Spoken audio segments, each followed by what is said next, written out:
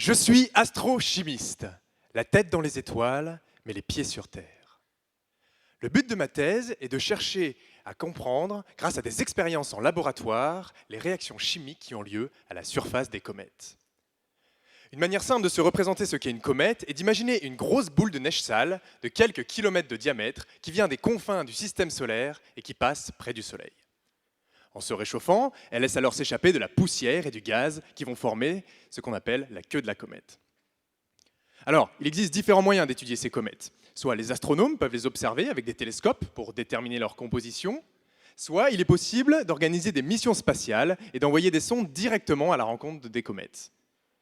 Oui, parce que croyez-moi, même si ça peut paraître complètement incroyable, c'est quand même plus facile d'amener un laboratoire sur une comète que d'essayer de ramener la comète dans le laboratoire.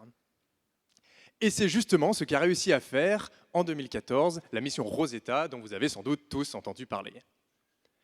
Alors, grâce aux informations recueillies par les sondes comme Rosetta ou les astronomes, je vais pouvoir simuler en laboratoire un grain cométaire.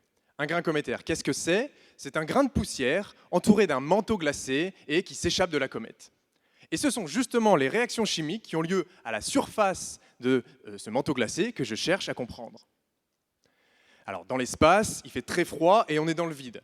Donc, je vais recréer ces mêmes conditions à l'intérieur d'une enceinte et je viens y déposer des molécules qui vont représenter au mieux ce qu'on trouve à la surface d'un grain.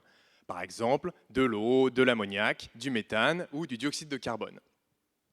Une fois que j'ai réalisé cette copie de grain, je le soumets aux mêmes conditions qu'il pourrait rencontrer dans l'espace, soit en l'irradiant avec des rayons ultraviolets, soit en le réchauffant.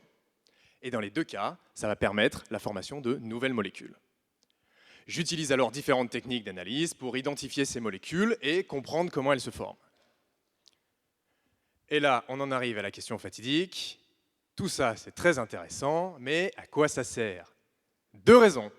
La première, mieux comprendre les origines de notre propre système solaire. En effet, les comètes sont des corps très primitifs qui se sont formés en même temps que les planètes et qui ont très peu évolué depuis. On peut donc les voir comme une sorte d'archive. La deuxième raison, étudier les origines de la vie sur Terre.